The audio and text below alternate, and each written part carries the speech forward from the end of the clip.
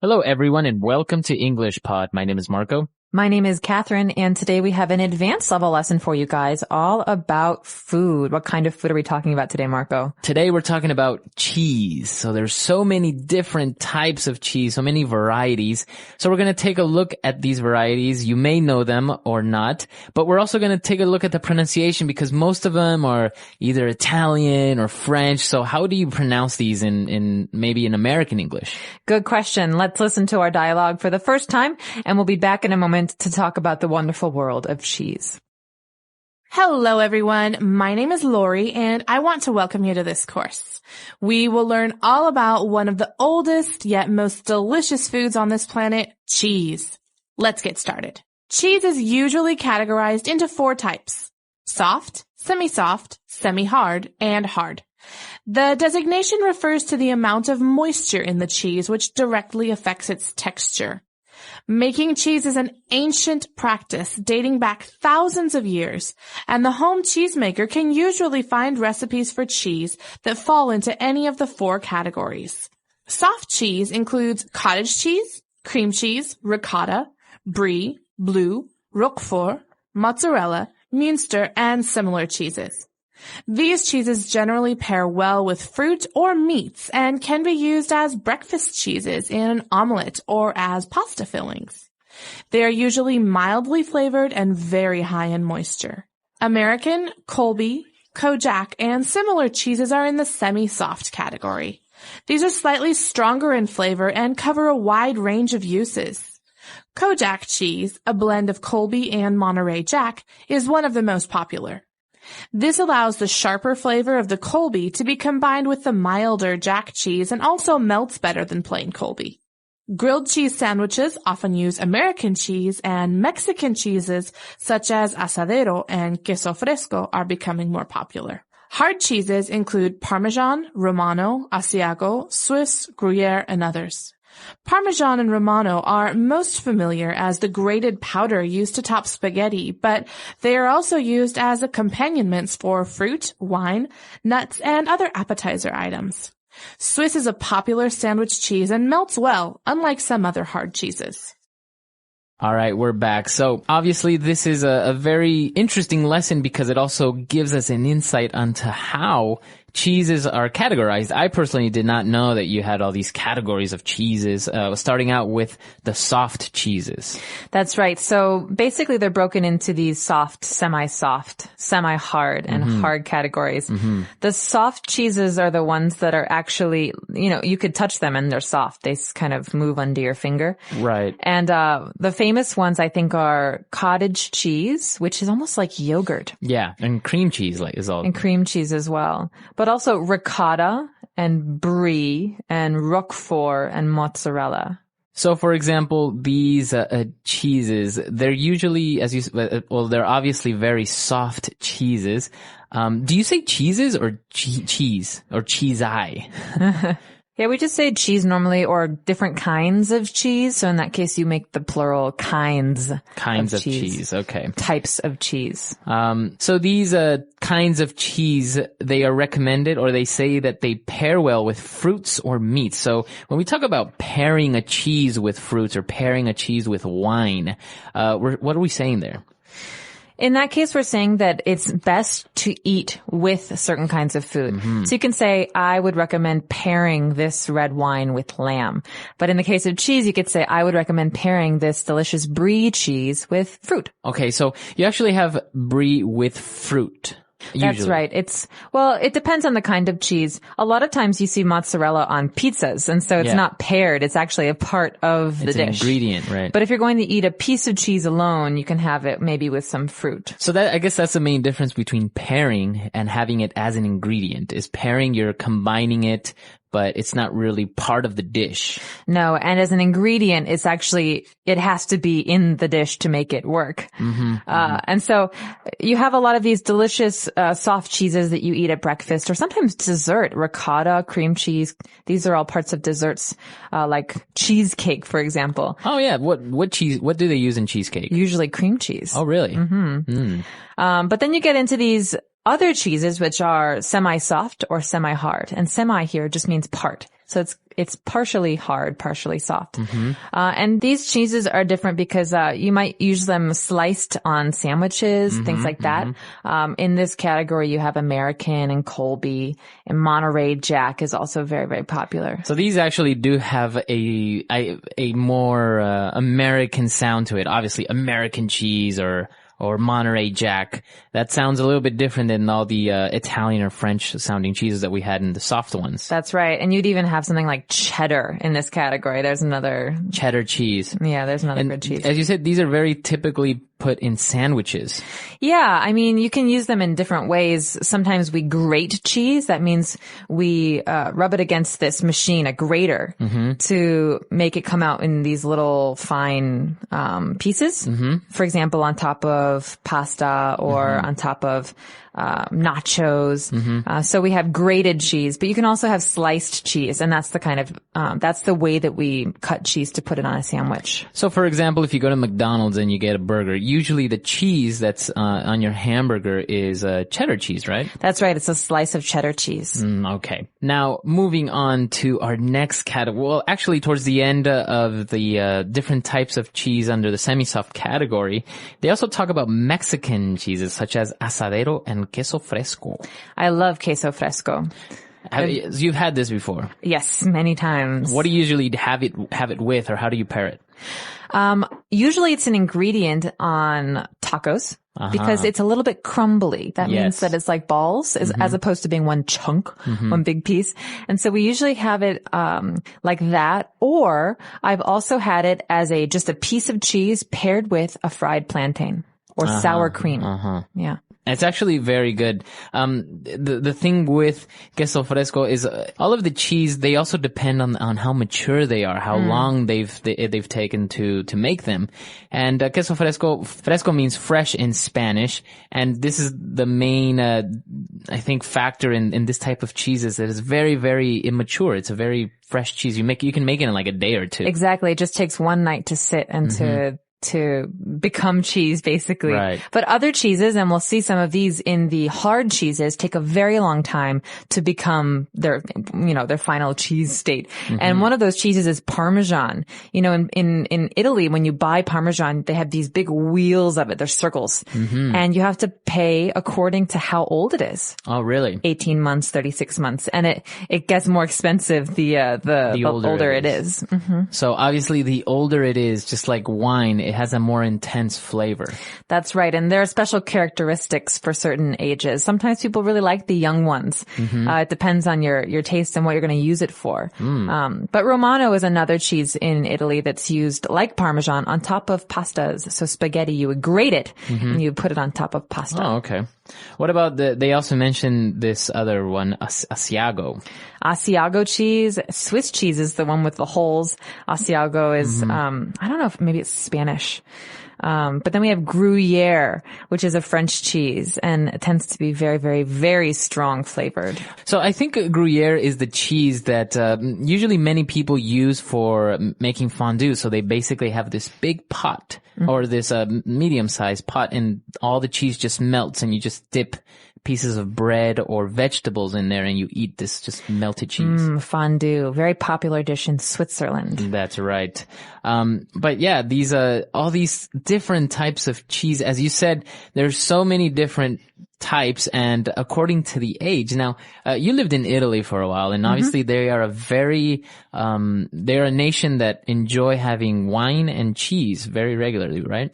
That's right. And I have to say that people in Parma take their cheese very, very seriously. How serious?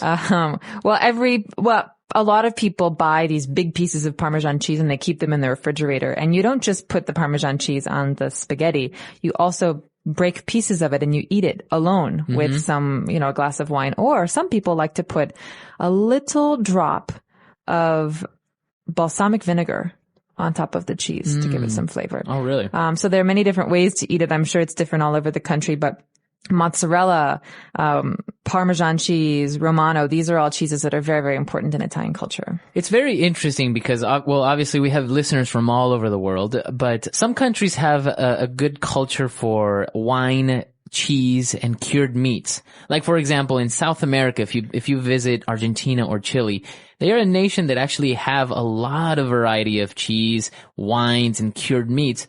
But if you take a trip to maybe Colombia, they're not really that type of culture that really consume cheese and wine in the same manner. Interesting. I wonder if it has to do with the historical relationship between Europe and a place like Argentina. You know, in Argentina, there's lots of Italian former people who came over from Italy many, many years ago, right? So that might have something to do with it. Or also Spain has a very strong tradition of cured meats and cheeses. Exactly. They have manchego cheese, things like this. So I wonder if there's a relationship there. Yeah, I think it's definitely an influence in some way. But the thing with cheese, I think it's in many places it's very expensive. It can be. Comparatively to, you know, if you can have a regular mozzarella cheese, but sometimes these other types, they can be very expensive. Yeah, it's like good wine. If you really want to pay for good cheese, it's going to cost you a lot of money. Now, what about this, the famous blue cheese? We didn't mention it, but this is a very famous French cheese that basically has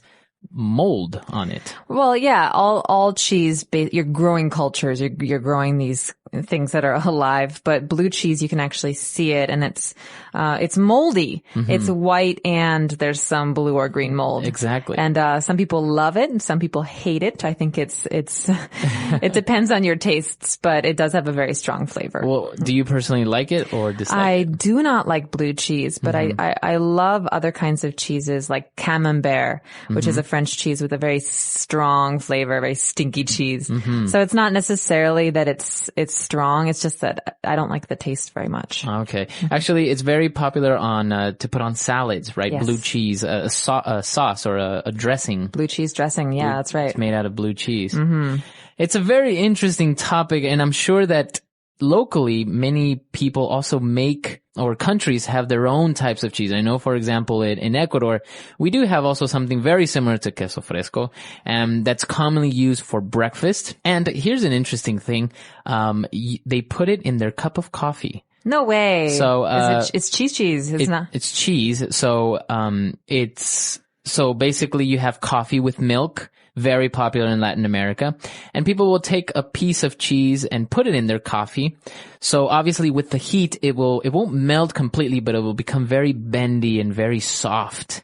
And then they'll have it with the coffee and the bread. So it gives it a very interesting taste. It may sound a little bit peculiar, but it actually has a very, very, interesting taste, very good taste. I've had many friends try it and they're like, wow, you wouldn't really think that you would probably dip cheese in coffee, but no, it's a very unusual combination. Now, what is this special cheese called? It's called queso de mesa, which is basically a normal, common, everyday table cheese. So it's not any particular, it's very similar to queso fresco, very immature cheese. So I'm very curious to know if in your country you also have a strong cheese culture, and if in your country you guys do have a lot of cheese, what kind of cheese is it? I know that every country has its own variety of cheeses, and some places like China aren't really into cheese. So you can let us know if your country doesn't really have that many cheese options. So we're very curious to hear about you and your taste in cheese. Let us know. Our website is EnglishPod.com. We hope to see you there. All right, guys. See you later. Bye. Bye.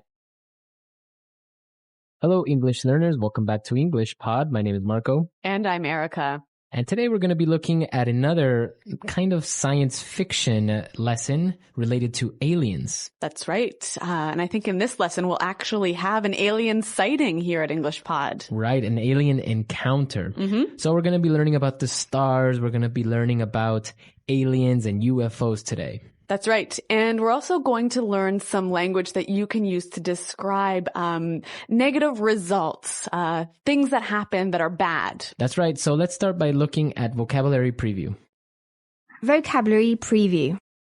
Okay, we have two words for you that we're going to hear in the dialogue. And the first one is constellation. Constellation. A constellation. All right, so we've all looked up in the sky and seen shapes or figures that are formed by the stars. That's right. So a constellation is a group of stars that makes a shape and has a name. Right. There are a total of 88 known constellations, so the most popular ones, I think, maybe are the Little Dipper, the Big Dipper, etc. I never knew you were such a fan of astronomy, Marco. A little bit. All right. What about the next one? The next one is Earthlings. earthlings. Earthlings. So earthlings are people who live on planet Earth. On Earth, exactly. Yep. And in the dialogue, we're going to hear greetings, earthlings. This is the most typical phrase that you will hear in almost every single alien movie. Exactly. So it's like saying, hello, people from Earth. Yes. Every single alien in the world says this phrase. So those are the two words that we are going to find in this dialogue today. So why don't we start and listen to what happens with our UFO experience? Oh, honey, this is so romantic. I've never seen like so many stars before. It's beautiful. See that constellation there? That's Orion. And the very bright star? Well, it's not a star because it doesn't blink. That's actually Venus. What's that, big flashy one? I don't know. I think it's a UFO. Greetings, Earthlings. I come from afar, from a distant galaxy known only to a few. Why are you here? Where did you come from? We have been observing you for the last 3,000 years. We have seen the amazing capacity that humans have to create such wonders as the Taj Mahal or masterpieces such as the Hafner Symphony. Unfortunately, your intelligence and creativity does not come without consequence. Your ambition and desire for more will be your downfall, and we are here to save your planet from you. You think you have us figured out? What gives you the right to come and judge us? Who are you to play God with our fate? Silence, human. It is that belligerent attitude that has caused years of pain and anguish among yourselves. Now you will pay the price. Well, that didn't work out so well for the Earthlings, now did it? I think the aliens are a little bit belligerent themselves. Mm-hmm. All right, so why don't we start by looking at some of those difficult words that we might have found in this dialogue in Language Takeaway. Language takeaway. Okay, well, the aliens are using a lot of language to describe some of the negative results that are happening because of the humans' behavior on Earth, right? Right. And so one of the things they said was that your intelligence and creativity does not come without consequence. Consequence. Without consequence. All right, so the consequence of an action are basically the results. Yes, exactly. And here the phrase without consequence suggests the negative results. All right. So the negative results from your actions. Mm-hmm. Very good. What about our next word? Well, the aliens also talked about human ambition. Ambition. Ambition. So what is ambition exactly? So ambition is the desire or the want for things to be better, to improve, to get rich, to be technologically advanced. Okay, so to want more. Yep. You have ambitions in your life, in your professional life, in your personal life. So basically we have ambition and we have desires, and these are the reasons for our downfall. Okay, so downfall. Downfall. Will be your downfall. So the downfall of something is? Something that causes failure. Okay, so the loss of wealth or the loss of reputation or that it gets ruined. Exactly. The downfall. We can say, like, for example, the downfall of the Roman Empire. Or, you know what? This guy is a great employee, but his lack of ambition was his downfall. Very good. All right, coming up to our next word. The alien described that humans have a belligerent attitude. Belligerent. Belligerent. Belligerent. All right, this is a very nice word. So why don't we listen to some examples of how we can use it in context? Example 1. Don't take that belligerent tone with me. I don't want to argue with you. Example 2. Thomas is always so belligerent. It is impossible to talk to him. Example 3. Stacy was fired for her belligerent attitude. Okay, so I can understand that it means sort of aggressive, having a strong willingness to fight. Exactly. A belligerent person, a belligerent attitude, a belligerent country. Okay.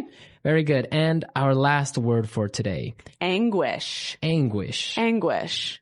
So to cause great anguish. To cause a lot of terrible emotional or physical pain. Okay, so it is a synonym of pain, of suffering. Yeah, but really intense suffering. Really intense. Why don't we give a few examples? The end of his marriage caused him great anguish. Or, for example, the loss of his dog caused him great anguish. Okay, so anguish. All right, so we've covered 5 great words on language takeaway today. Why don't we move on now to putting it together? Putting it together.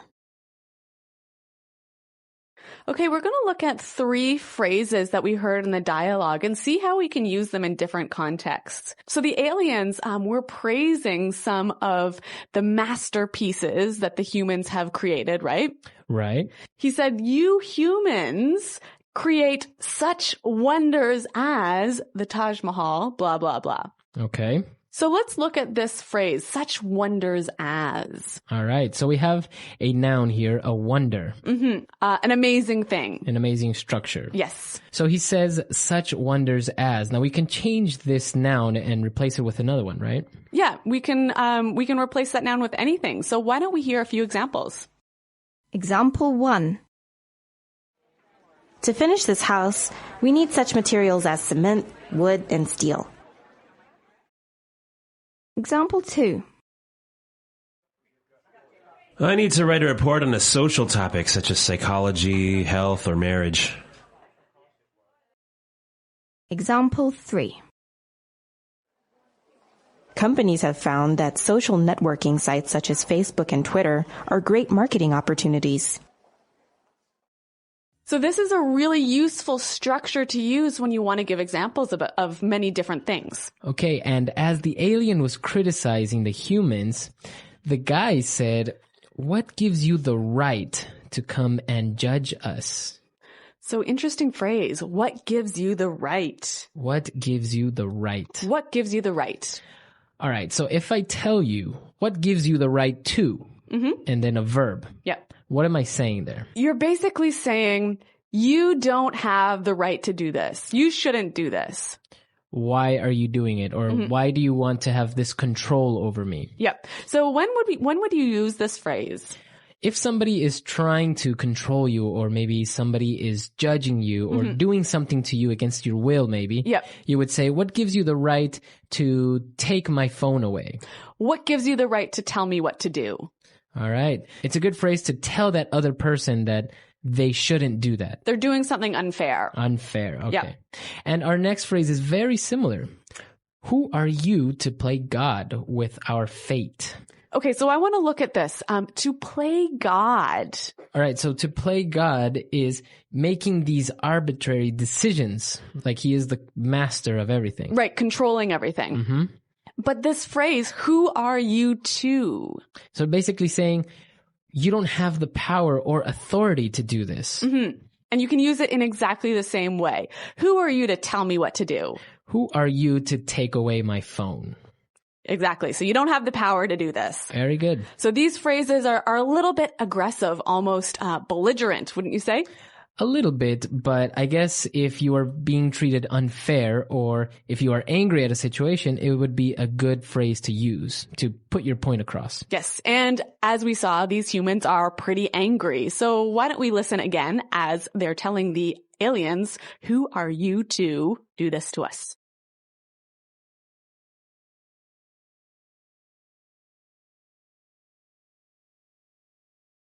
Oh, honey, this is so romantic. I've never seen like so many stars before. It's beautiful. See that constellation there? That's Orion. And the very bright star, well, it's not a star because it doesn't blink. That's actually Venus. What's that, big flashy one? I don't know. I think it's a UFO.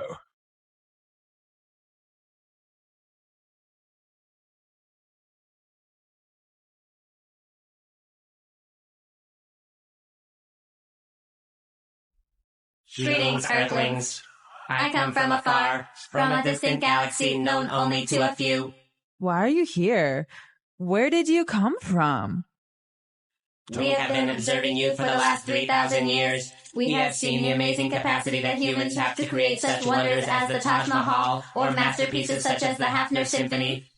Unfortunately, your intelligence and creativity does not come without consequence. Your ambition and desire for more will be your downfall, and we are here to save your planet from you. You think you have us figured out? What gives you the right to come and judge us? Who are you to play God with our fate? Silence, human. It is that belligerent attitude that has caused years of pain and anguish among yourselves. Now you will pay the price. Okay, so UFOs and constellations and stars and planets. Have you ever had an encounter with one of these? Well, definitely not an encounter with a UFO, but maybe with some of the wonders of the night sky. Mm-hmm. What happened? Well, when I was small, I used to have my vacations up in northern Canada. And because it was so far away from the city, it was really dark, and you could see all of these shooting stars. So these stars moving across the sky, and lighting up the whole sky with their brightness. And it really is one of the most beautiful things I've ever seen. So shooting stars, those are like balls of fire that move across the sky, right? Yeah, exactly. And I saw once, actually, I was in an astronomy class, and turned around, and over the horizon, like at the end of the sky, where the sky meets the earth, I saw this huge ball of fire move across the sky, and it looked like it landed in the field next to us. It was so close. Wow, that's nice. Yeah, pretty amazing. Well, I imagine that it is really amazing, and I guess Canada is the place to be when you want to see these things. I know. We've got like northern lights, we've got shooting stars, lots of stuff. All right, so what about you guys? You should tell us if you've ever seen a shooting star or a meteor or something of this type of astronomy things, right? Or even a UFO. All right, so come to our website, englishpod.com. Be sure to leave your questions and your comments. And Erica and I are there to answer any questions or doubts. Well, thanks for downloading, you guys. And until next time, goodbye. Bye.